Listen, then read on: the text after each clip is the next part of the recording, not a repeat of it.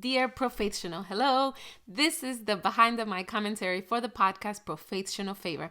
And here I would like to just share a little bit of the behind the mic and then a little bit of the purpose for the episode.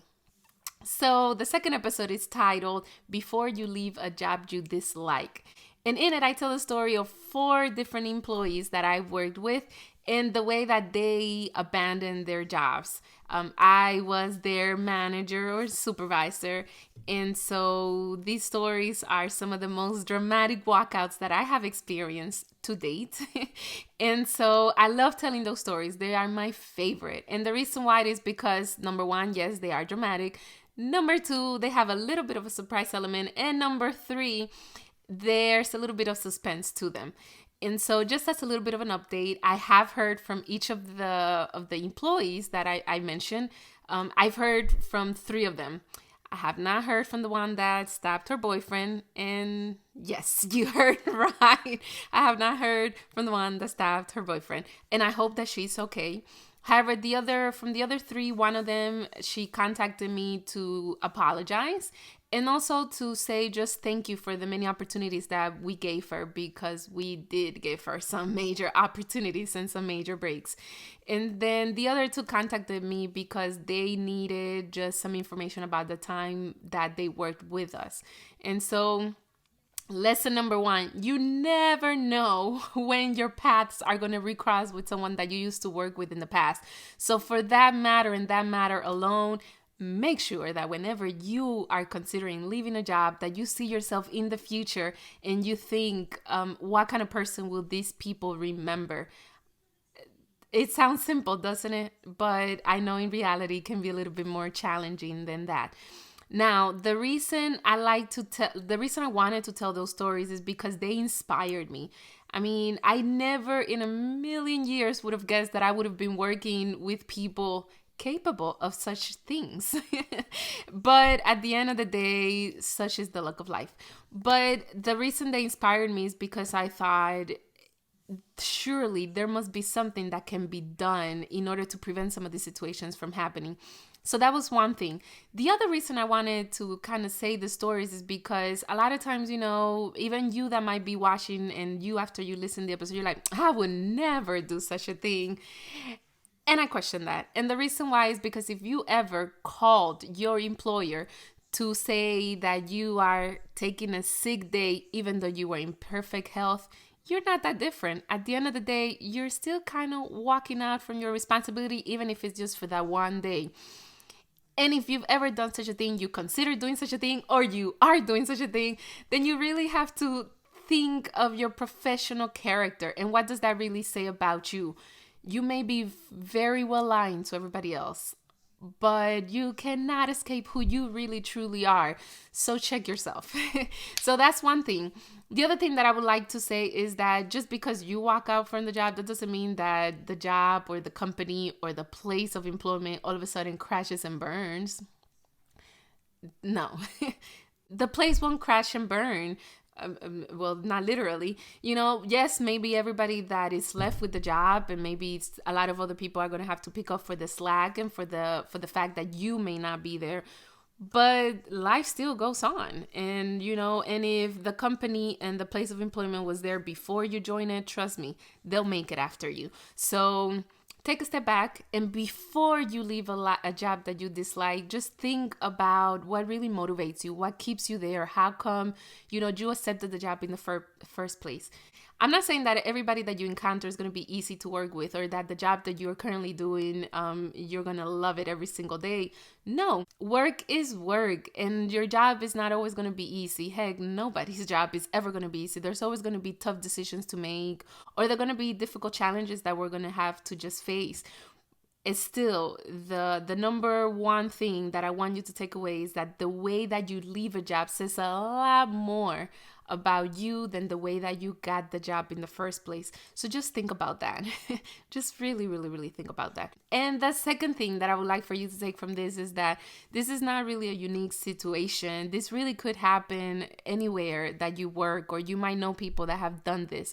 And the reason for it is that the statistics tell us that the job separation rates are going up. Every year they increase just a little bit more and more. And there are some industries that those rates are as high as 80%. I mean, think about it. That's astounding. That means that nearly 8 out of 10 employees in any particular industry, or in some industries, they're walking out, or they're abandoning, they're quitting, they're resigning, they're leaving their jobs, they're changing jobs. So, at the end of the day, people are leaving jobs for either better jobs, or they're just leaving jobs because, heck, they want to leave a job, whatever the case may be. The point is that this is not necessarily a unique thing. And if it's not a unique thing, then the one thing that we can all kind of think about is that professionalism is something that just transcends any industry, any job, or any sort of work that you do. Whether you're working in a restaurant, or in an office, or in a corporation, or heck, a daycare center. Professionalism is something that you can bring to the table. It's never something that is for the select few. And if it's something that you might be lacking, you can continue to develop. For that, I invite you to listen to Professional Favor. That is the purpose of the podcast, okay? But really, it's just a matter of us really thinking, who do you really truly want to be? Now, I've shared with you a little bit of what got me to the mic. However, it was very important for me that when I sat at the mic, that I told these stories with the utmost respect, and making sure that I safeguarded the identity of the people that I was mentioning, because it was really about the examples, not so much about the person in particular. So if they ever listen to the episode, or if they're ever watching this, I want you to know that my point was never to point you out. But because at some point, if I hired those individuals, it's because I saw something of value in them, and I saw that there was in some ways things that we could have accomplished together. So I fully stand by those positive things, and I would never want to minimize from those things. Can we work on the departure? 100%. Now, from the production standpoint, recording the episode was pretty easy, and that's for a few reasons. Number one, because I had already recorded the Spanish episode, and for those two episodes, I wanted to keep it very parallel and very similar, because at the end of the day, this is the episode that really gives the examples or some of the stories of what really got me to consider podcasting in the first place. Had I not encountered some of those employees, maybe I wouldn't even be telling some of these stories or I wouldn't even feel compelled to maybe encourage other professionals or other people to really bring their most professional self to work. So that was one thing. I had already practiced. I had also practiced because I had told these stories a couple of times. I mean, I've already told you, these are my favorite stories to tell. And so whenever things were going on, and I would be talking to friends or some former colleagues, and I would talk about how crazy my current work was. I mean, the only way that I could really describe the craziness was to share a couple of examples. And so these were some of the examples. And so just sharing from the stories from that perspective, the stories were fresh in my mind, and I could kind of just work through them. However, one of the things that annoyed me or irked me every time I share some of these stories is that people would always want to question me, and they want to question maybe how I hired these people, how the interview went, how come I didn't see this coming, and what could I have done differently.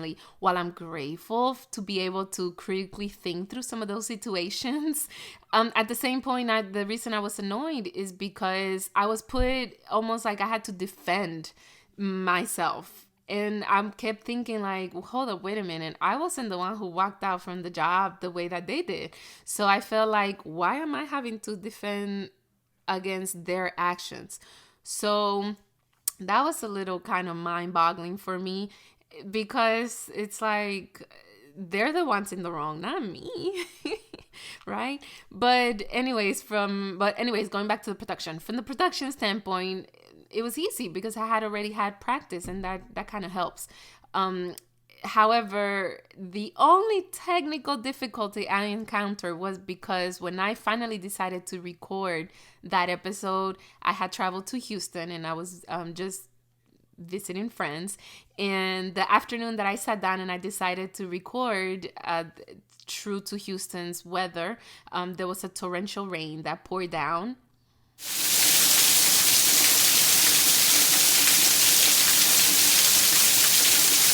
And although a nice little sprinkling of rain could be relaxing and calming, A torrential rain and downpour and thunderstorming was not going to be appealing, I thought. So I thought to myself, I best pause and then just pick up right when it ends. So from that standpoint, the production was easy. What was hard was actually getting to the mic. And that's because this would have been, I mean, this is the second episode, but it was the first time that I would sit down and record an episode by myself.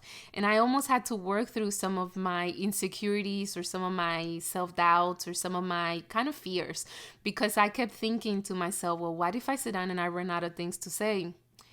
A little bit unlikely, but a fear nonetheless. And then I also had to kind of, encourage myself that no, these stories because you've lived them. You've told them so many times. They just kind of just flow out of my mouth. And because the only sense that you would be engaging was listening to me alone talking and telling these stories, it was very important for me to think about how can I best deliver them sequentially that made sense, and also without having all of these expressions for you to really get the point of how dramatic they were. So those were some of the things that I had to work on the nerve to kind of deliver on the mic. And so while the content itself I felt very comfortable with, it was the delivery that I had to kind of work through and then figure out the best way to put it out there. And there you have it. That's how the second episode of the podcast, proFAITHsional Favor, came to be. And so now you've heard my piece. And if you would like to continue the conversation, then join the private group on Facebook and feel free to leave me any sort of comments or questions there, and then I'll be responding.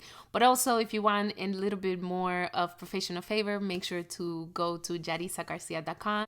So make sure you tune in and listen to proFAITHsional Favor on your favorite podcast platform. And until next time, bye-bye.